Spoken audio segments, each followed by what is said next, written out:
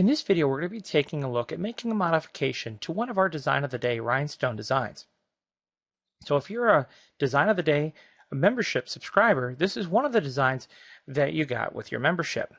When we create rhinestone designs, the first thing we think about is the number of templates required to create any given design.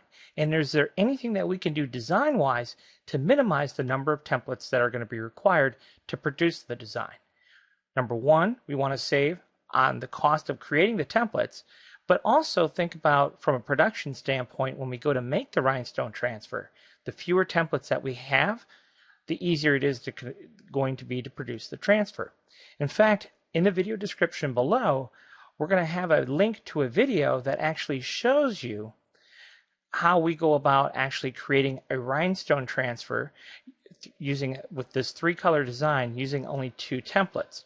So what we did when we decided to do the design was the outline stones here. We did those specifically in SS16 stones so that we could cut those holes on the same template as our crystal color.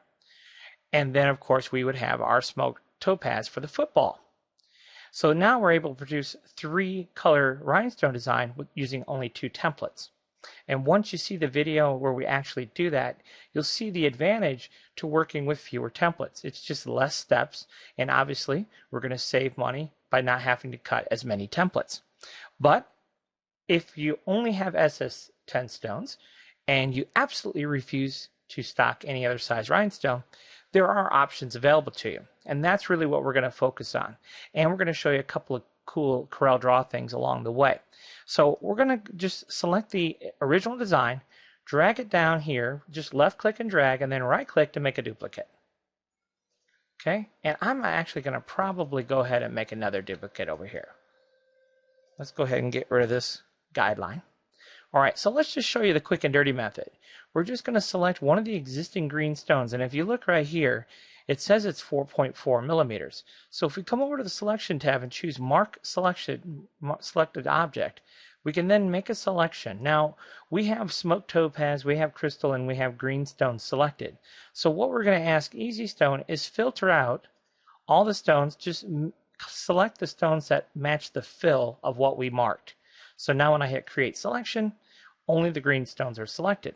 So back over here on the Stone tab, we can specify the stone size we want it to be, which in this case is 3.4 millimeters, is what we use for our SS10 stones.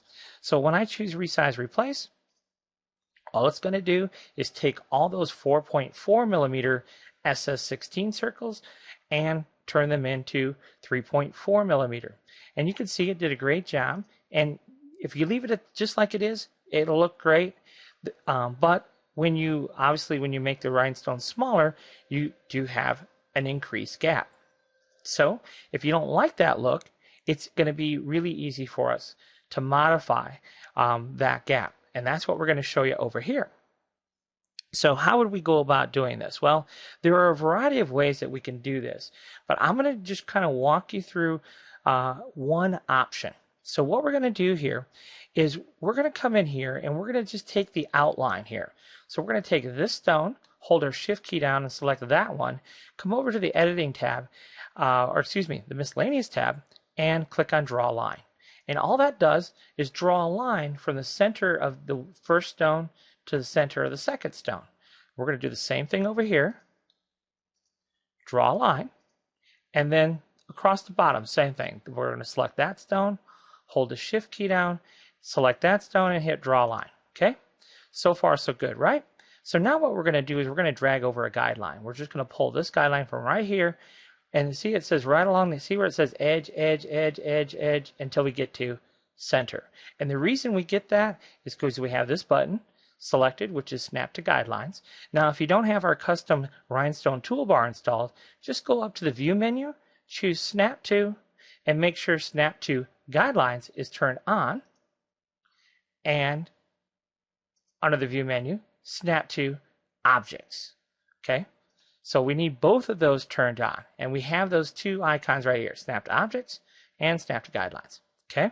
So now that we have both objects selected, I'm going to double click on this line And what that does is that brings us into our shape tool automatically. If we double click on any shape, it brings you into the shape tool because we want to make a change. Okay? We could hover over the line and right click and choose to curve. When you're in your shape tool, another option would be to come right up here and you can choose this icon right here, which is convert to curve as well. Okay? So that's what we're going to click on, convert to curve. And now you can see we get these control handles on either side. What we're going to do is start right here in the middle as best we can and just drag it straight up. That's it. Okay, it's pretty straightforward. Just drag it straight up till we get that arc, just the way we want to, okay? So now that we have this arc, here's what we're going to do. We're going to delete football, okay? And you can see we're going to grab all of our green stones and get rid of them. So come back over here, go to the Selections tab. We selected one green stone, so we're going to mark it. We're going to select this part of the design. We're going to go to Fill, Create Selection, and we're going to hit the Delete key. Green stones have now disappeared. Now, we've already created this arch, okay? So all we need to do is make a duplicate of it. So what I would do probably is just hit the plus key on my keyboard. That will make a duplicate. Then we can mirror it right here. And then we're going to move it from this node right there. See where it says node? We're snapping right to the end node, just like so. Okay? Now what we're going to do is we're going to take all of our lines. So I'm going to hold my shift key down and select all these pink lines. Sometimes what I'll do just to make sure I have them selected is I'll move it. Yep, they're all selected, and then undo, Control Z, and it'll move it right back into position. So then we'll go to the Editing tab and click on Join Paths. And now we have one continuous path. Okay? So now we'll hop over here to the Stone Fill tab. We'll go up one. So we have one island fill. Now we've already specified our stone size. We've already specified our spacing. So the default offset is already there for our island fill. So we just click on Island Fill. And there you go. You can't really see it, but if we go into wireframe mode, you can see that secondary island that was created for us. Let's go ahead and give it a different color. Go back over to Enhanced. Okay? So now you see these two lines ready to go. Now here's the next thing we're going to do. We're going to take this same line, and I'm going to go ahead and tell you what. Let's go ahead and offset this, I don't know, 5. So we'll do whatever you want. It doesn't really matter what you want, but I'm going to use 5 for this example. Okay, and again, you can't really see it, but let's give it a different color. We're going to use this shape later, so I'm going to store it down there. So let's go ahead and add stones. So we'll go ahead and add these stones. We'll go back to our stone tab. Let's change it back to green.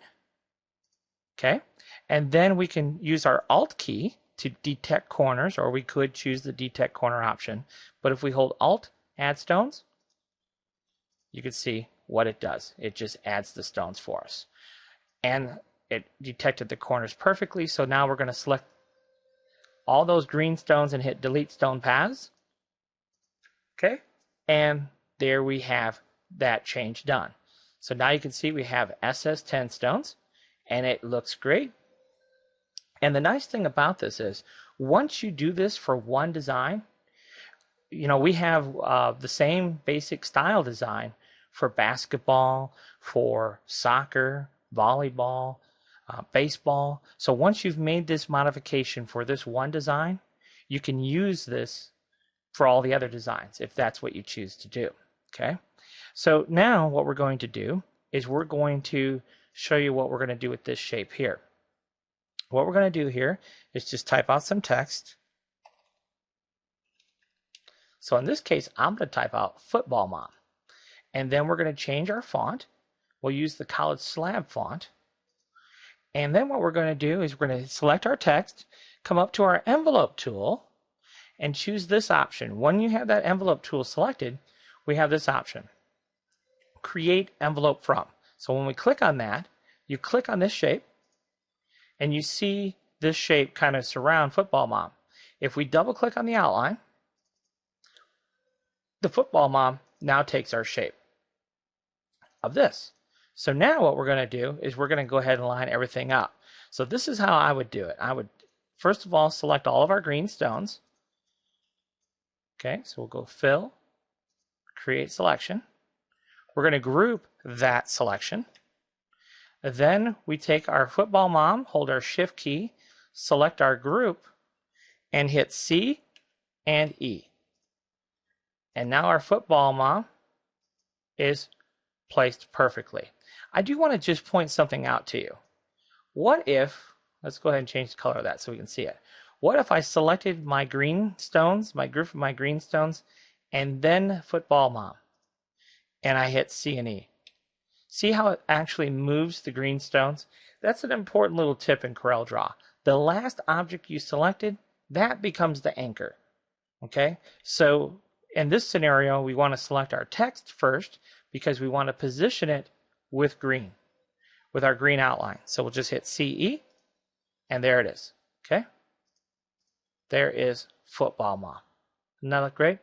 So that could be Mustangs, that could be, whatever you want it to be, but that's just an idea of how you would go about making those changes.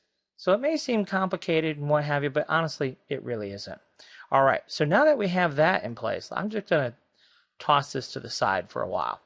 What we're going to do next is just show you quickly how we go about making our different templates now. So what we would do then is I would probably, well, first of all, let's ungroup our green stones. And we'll select our template. We'll go to the Miscellaneous tab and choose Export Vector File. And here is the advanced export options. And this is one of the things that I think is really special about EasyStone, is because we can tell EasyStone exactly how we want to produce our templates. In this case, we don't want to combine colors onto a single template. But you could if you wanted to. So in this case, we need to do crystal by itself. For template 2, we need to do green by itself. And for template 3, we need to do smoked topaz by itself because we're using all of one stone size. And now I'm not going to export to a file format. I'm just going to export the file right to Coreldraw. So right inside my Coreldraw document. And when I choose Export Files,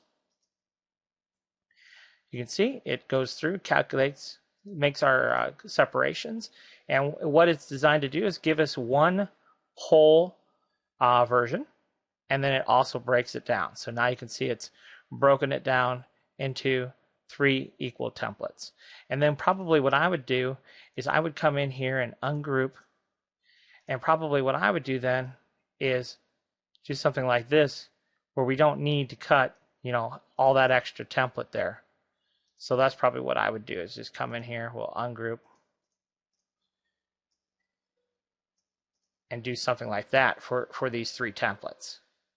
And they'll all still line up perfectly. See, so if I just take this and drop it right on top, and take this and drop it right on top, everything still lines up perfectly, but we just don't have all that extra template waste there. So hopefully that gives you a good idea of how to go about making changes to the designs if you don't want to stock the different size stones. But definitely consider that. We do sell stones in small quantities, so you don't have to buy large quantity of stones to have them on hand. But having those extra stone sizes on hand will enable you to cut fewer templates, and also when you go to produce your transfers, you'll be able to do it quicker because you're less steps involved when making the transfer. So I hope you enjoyed this one, and thanks for watching.